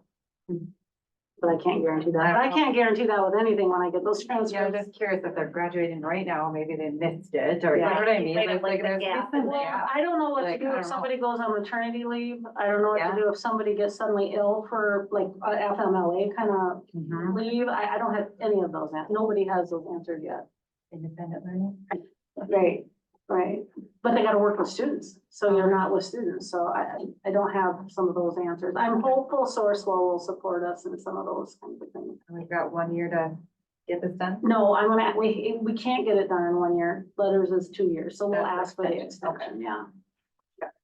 So we're looking at those board credits, coming to the board and asking for that in 2 years. Well, we would actually want to get board approval for that now, that it will be accepted, that they will move. So the minute, when they're done, we can just move them on there. But as a board, we really don't have to do that for 12 to 18 months. I'm just trying to think, like, as we But start if you- negotiations and do that again in 2 years, that's gonna be right about the time that they're getting done with this. So are we looking to give those credits once they're complete with the program? Or before? Yeah, they would have to complete the program because they gotta get the 80%. Gotta get 80%, man, you keep on taking the test. So nothing to approve on this. This is just us to start talking and thinking, because again, I think I'm hopeful we get more information from MDE here soon that helps us make sure this is gonna work out okay, and that letters, because right now, when Tony talked with letters, they can accommodate this schedule, they're ready to go, but we don't wanna embark on a contract with them, because then we'd have to pay for it. We wanna make sure we go through the MDE route, so that MDE pays for it. Hey, Joel, you've been a principal for quite a few years already. Is this doable? Yeah, but it's going to be intense. I don't think it's bad. And I'm not saying it's everything I've bad, but heard, it's, I mean, we're Yeah. asking for a lot of time. Yeah, And but you're looking at the for thing 2 that years bothers of me P. maybe the most is that, I mean, we already got the COVID kids that we don't know what we did to them, and now we're gonna, I mean, this is kind of like a science experiment on our kids, isn't it? I mean, everything I've heard about letters, and I'm a high school guy, but everything I've heard about letters from the people that have taken it has been very positive. It's very, very well done and, and it's old, it's not new, it's been around for yeah. 15 years or. And with the scheduling and the way, you know, Tony worked on putting it together with the, you know, with the early outs, with all our PLC time will be dedicated to the READ Act for a couple of years. In-service days dedicated to the READ Act. Trying to keep that collaborative learning together where they are learning throughout the entire 2-year process without trying to minimize the amount of time that they're learning in isolation, because the real benefit of them is learning together. And so when you have the early outs and you have in-service days and you have PLC time throughout the year, we're maximizing the amount of time that they're working together. But going with one program all the way through should help a lot of the vertical alignment, right? I mean. The work itself and the training itself is exciting. It's a conversation we had a number of years ago where the state has not caught up to reading instruction and what to do. Here we are. Yeah, but we've sat there and not done anything for 20 years, so you're gonna make it all up in two. You know, I just think, Yes. I'll use Christine's language, it's gonna be a heavy lift. It is, and I'm concerned about, Bruno? well, or I just need to make sure they pay for it. They're asking a lot when they haven't necessarily said they can for sure cover all these costs. And that's the Worst concern. case, if they didn't pay for it, we'd have better educated kids. And it Yeah, costs that's more. right, that's right. But it's You know, hard when it takes. away Worst from case other- scenario though, is that we burn a bunch of teachers out and then have a bunch of turnover. Yeah, So, but unfortunately, every teacher has to do this. Right, they can't go to another No, district every unless teacher they has move to. out of the state, Right. right? well, or out of the profession. Well, Or that- out of the profession. And you could end up in a district where they're not going to provide you Yeah, the time that we're working to provide you. Is that you're gonna do this on your own, or you're gonna do it on your weekends, or you're gonna do it on a lot like graduate school, where if you go to get your master's degree, you're doing that on your own time. Mhm. And, nothing simple. you know, so that is, the benefit is that the trying to get the teachers to work together and to ease that burden by their collective effort together. my other big worry is the elementary early out parents. So, I thought about that too, but if we have this schedule it's only 8, a year ahead of time, it's you know not what like I it's one a mean? week, so. Right, and they'll know which dates they are, and we have map. Would they have to pay for math for Yeah. those days? Cause I can't pay for that stuff. All school dodgeball, I'm telling you, I'll come and teach that. Ready. Especially if it's like 3rd graders, I can win. Randy rules. So will we lose anything by only doing, or for the most part, only doing READ Act professional development? Or for the other days that you would normally do something else? Is there anything that we're gonna lose by having to do all of this? We're always looking, the big proponent of PLCs is using data to instruct and enhance our learning. And this is exactly what we're doing. It's just the SMART goals that you had about reaching X amount of proficiency now is going towards, because it's been ELA all year already for us. So now it's just, you're just changing the SMART goal. You're just changing a little bit to focus on the instruction of reading. Can I ask a question? for clarity to understand, so the 12 board credits is equal to a lane change. You said, Toward, 12 board credits toward a lane. okay, so when they achieve a lane change, you said that fiscally It- equates to about What did we- 1,200? What did we say, like, a lane change is about 1,000, 1,200, 1,500, somewhere in there? And then that, when they make that lane change, then that's annual, they get that, Yeah, correct? that's our salary bonus, because they Yep. moved over, and then they go down. So it takes more than that to achieve a lane change? 15 semester credit hours, right? No. 15 quarter credit. Yeah. So they would just be 3 credits short? No, it's 15 quarter credits. These would be 12 semester credits. So depending on where they are, they may move, they may go here and then pass a little bit past that next lane. Okay. My, question then is, just using that first example, is a $1,000 stipend enough of a compensation then? Is it only a one-time compensation for paras? Would it be better to equate a certain dollar amount raise that would be kind of comparable to what a lane change would equal? I don't know how we would do that on our grid. Well, They don't have. cross. but I'll I get what piggyback you're on there, if saying. you hire a para that doesn't have it, you're gonna have to provide the training. Mhm. So, you know, I would guess you're gonna run into school districts that are gonna pay more for somebody who has the training and less for somebody who doesn't. Unless MDE comes up with a different option on paras. There you go. Because I'm hoping that others are complaining a lot about that. You mean remove them off of the, Yeah, or just have a different type of require, not such an intense amount of training for them. Are you afraid we're gonna lose paras? But it's title, I mean, it's title pairs, so we've got 6. So they're the ones giving that instruction, so they've got to do it. They could be. You could lose them. We could, we can offer them more, this is just the first thought. I don't know how, if we offer more though, how do we do that on this step piece? That part I don't think we can do, because then I think we can get ourselves in trouble with the union.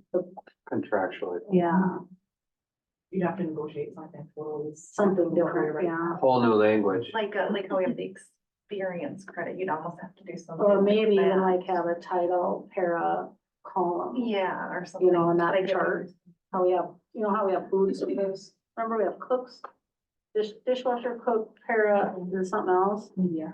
media, then maybe we have a title para or something, That still have to be negotiated though. and we'd have to negotiate that, correct? Still bothers me, it's spelled wrong. Which we could go into, we could do an MOU, Right. yeah.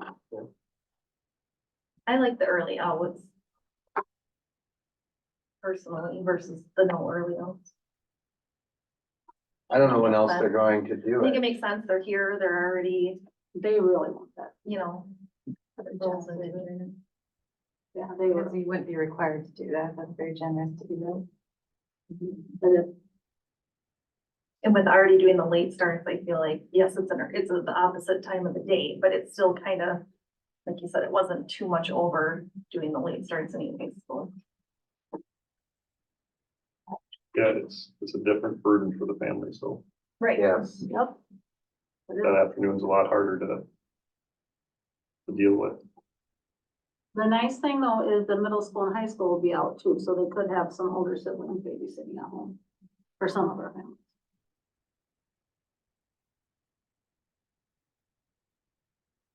All right. Is the horse moving at all yet? No, it's dead. Okay. I'll just be moving on. well, Is there anything else as part of this? No, so everybody just needs to just think about and process it and think about it, because I don't wanna, we don't know enough yet to approve a calendar, it's our first look. When are we looking at approving a calendar? Like when do we want that done by? We can go out March, April, when do we usually do it? Say March. March. It'll be March. Cause we'd wanna start, then from there, you're gonna place conferences, Yeah, concerts, and we wanna be able to get that stuff out before. Yeah. Before the end of the year. hoping to know more this month, MBE at least, to know if we're on the right track. So this will mold and solidify it a little Yeah. bit more as we go forward. Yep. All right, going to the spring break survey. So, we can pull this up. I put together just a quick, we all talked about this as well. What does this look like? And so I just kind of have like, if we did a survey, I was thinking pretty much one question and just give them a little background. Royalton Public Schools does not have a spring break in the last 25 years. Rather, some 4-day weekends are sprinkled in throughout the winter and spring months. This allows for earlier dismissal at the end of the school year. The board has requested a discussion regarding surveying the school community to determine if they want a spring break in future calendar years. So the possible question would look like, Royalton Public Schools request your feedback regarding instituting a spring break in the 2024-2025 school year. And this, we decided would give them some help to see what this looks like. So spring break impacts on final student day and graduation. So with a spring break in the school year 24-25, the school year would end Tuesday, June 3rd, and graduation would be within the week of June 2nd to June 6th. Without a spring break in school year 24-25, the school year would end Friday, May 30th, and graduation would occur on Friday, May 30th. With a spring break in the school year 25-26, the school year would end Thursday, June 4th, and graduation would either be June 4th or the 5th. Without a spring break in school year 25-26, the school year would end Friday, May 29th, and graduation would occur Friday, May 29th. And let me explain what happened on the 25-26. That's a very odd year because Christmas Day falls on a Thursday and Christmas Eve is on a Wednesday. And of course, your New Year's Day. So in that year, we were looking at it as it made much better sense to have those 2 weeks in December. We wouldn't have those extra couple 4-day weekends. It would take 2 of those 4-day weeks out in like that March, February time. And then we would end on those dates because otherwise you would come to school on Monday and Tuesday and Christmas Eve is on Wednesday. Whereas if you took that 2 weeks, then families can do what they need to. So that's how we were looking at that. So we thought the public could see that, or the families could see that as examples. And then keep going. Would you be in favor of a week-long spring break in March if it means the end of the school year would continue further into June with fewer 4-day weekends throughout the winter and spring? And then I said they could look at those calendar options that we looked at tonight too. So that's what we came up with as a team. I don't know if the board wants to do something different than that, or if you don't want to survey families, it's up to you all. I'd like to know what everybody thinks, or anybody that's willing to answer a survey. Yep. I've had enough feedback both ways that I'd really like to get more to help inform. The only thing I'd say, I would recommend that we take the word further out. Okay. What slide number is that for? I'll continue. Yeah, just continue into June because otherwise we're not continuing into June, right? Right. If Yeah, we right, do the spring yep. break. Yep, I can remove that. Good catch. Are you sending this to staff as well? Yeah, so here's what I thought we would do, is we would send it to 5th grade students on up, because they need to have input because it's their schedule, and then staff, so separately. And I did that, what was that survey I did? And then parents. I did that once. Oh, the e-learning. E-learning, yeah. E-learning. So that's how we'll do it with this one too, and then we get, I feel, a pretty well-rounded look. On the previous slide, when you're, giving those options, I don't know how you're sending this out. Is this gonna be like a Google form? Yeah, I was thinking that. Okay. I was thinking like if you could underline the dates or something, I feel make them I feel stand like out. some of the number, yeah, it gets kind of lost a little. Okay. And if you're not paying specific attention, I don't know if you're going to see specifically the change as well that you're highlighting. I don't know what, I mean, bold or underlined or in some manner so that the actual dates. Maybe I could even put them in that nice our maroon, Okay, or yeah. like gold and that maroon, yeah, So that they. cause I've done that with other, Sure, yeah, Yeah, just so that okay. the actual dates are highlighted a little bit more to grab attention to. I can for sure do that. Mr. Chairman. Yep. I'd like to approve the spring break survey. Second.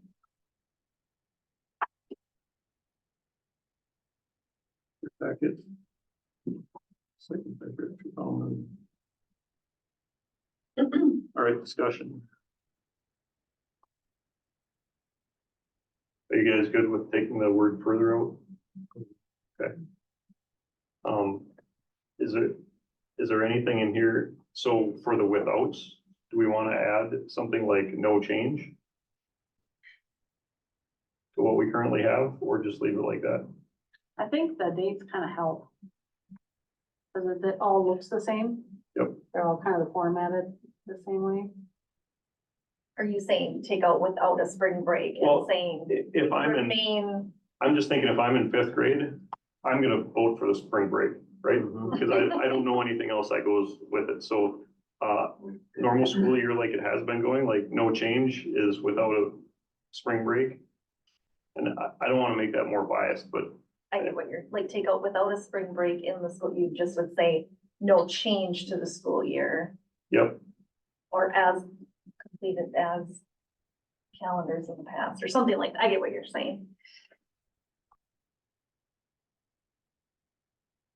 Either way. yeah, Well, I'm imagining having the fifth grade teachers work with the children to take this, to like explain with them, and that's kind of where I was headed versus leaving them on their own. I know, I'm just Yeah, thinking, Yeah. I think if you tell them there's no change, and they're like, well, with the change, I mean, they get a spring break, so I want a spring break. I think you're right about the highlighting of the dates, if they're like Maybe stand it'd out a be little bit. like if you did like school year 24-25, and then like a without, and then school year 25-26 with and without.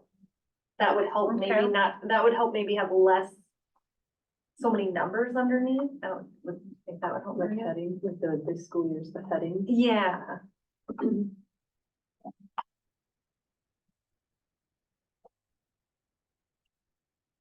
Notice some of the numbers to maybe with the dates to go even more. Well, maybe put the 2024. Yeah, I think you're right, I can put that as a heading. School year 2024 to 2025, and then just put the.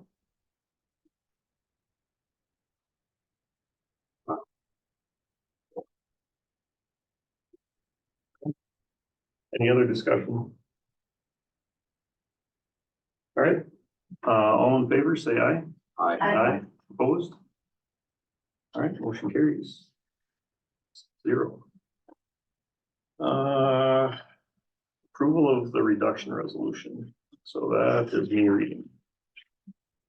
All right, somebody want to introduce? I'll the- introduce it. All right. Member Hackett, introduced the following resolution and moved its adoption. A resolution directing the administration to make recommendations for reductions in programs and positions and reasons therefore.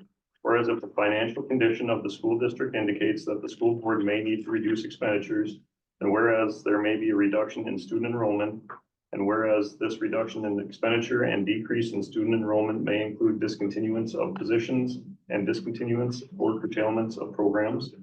And whereas a determination must be made as to which teachers' contracts may be terminated and not renewed, and which teachers may be placed on unrequested leave of absence without pay or fringe benefits in affecting discontinuance of positions. Be it resolved by the School Board of Independence School District number 485 as follows. That the school board hereby directs the superintendent of schools and administration to consider the discontinuance of programs or positions to effectuate economies in the school district and reduce expenditures, and as a result of a reduction in enrollment, make recommendations to the school board for the discontinuance of programs, curtailment of programs, discontinuance of positions, or curtailment of positions. And this motion was, of the foregoing resolution, was seconded by member Second. Director Bauman. All right, and upon a roll call vote, Dr. Bowman, Aye. Dr. Hofstad, aye. Dr. Hackett, Aye. Dr. Boyd, Aye. Dr. Roy, aye, Dr. Trout. Aye. All right. And none against and none abstained. So motion carries 6-0.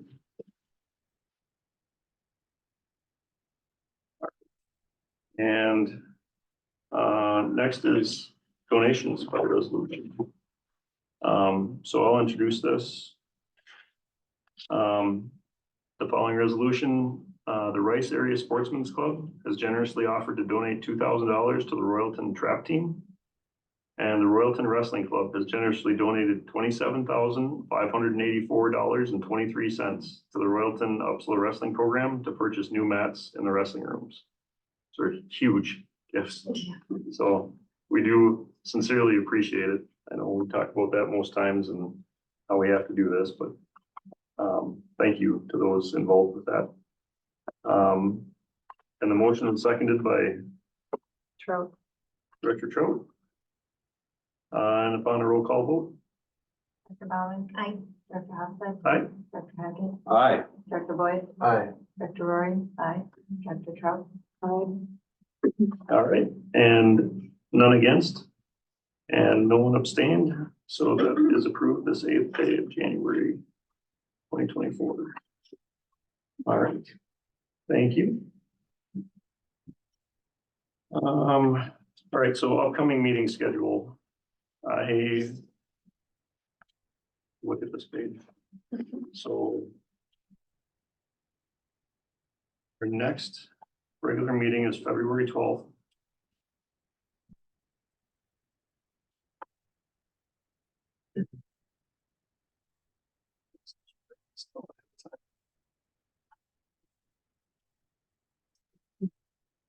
Right, and so February 28th. Oh, sorry, January. So January 24th will be the 12 PM will be the finance. And January 24th at 1 PM will be the policy. And is there anything else in there? So we're not having a policy meeting this week then? Nope, Great. nope. I'll probably show up. Oh, so we can take that off. Yep, that's what I was gonna ask between Yeah, that we'll and delete that. and agenda setting full all those and We'll leave that. perfect. All right. Anything else before we adjourn? Motion to adjourn. All right. Motion by Director Bowman to adjourn at 8:03, I'll second it. second by Director Hackett. All in favor, say aye. Aye. Aye. Motion carries 6-0.